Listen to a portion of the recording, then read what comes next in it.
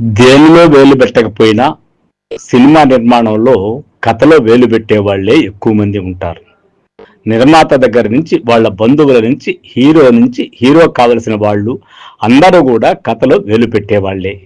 నిజానికి దర్శకుడో లేకపోతే కథకుడో ఒక కంటెంట్ అనుకొని వచ్చిన తర్వాత తనకంటూ కొన్ని ఐడియాలు ఉంటాయి. వాటిని ఇంప్లిమెంట్ చేసే స్వేచ్ఛ లేకుండా అందరూ జోక్యం చేసుకునే కథే సినిమా కథ.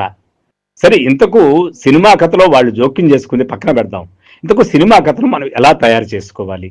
సినిమా కథ రాయడం అంటే కేవలం కథ చెప్పడమే కాదు, అది ఒక విజువల్ అనుభవంగా మార్చాలి.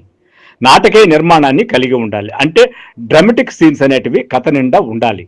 అట్టని మొత్తం డ్రామాటిక్ సీన్సే ఉంటే కంటెంట్ మిస్ అయ్యే ప్రమాదం కూడా ఉంటుంది. కాబట్టి దేని యొక్క పాలు ఎంత ఉండాలో తూచినట్టు ఆచితూచి రాసుకోగలిగినటువంటిదే కథ. మంచి సినిమా కథ ప్రతి ఒక్కరూ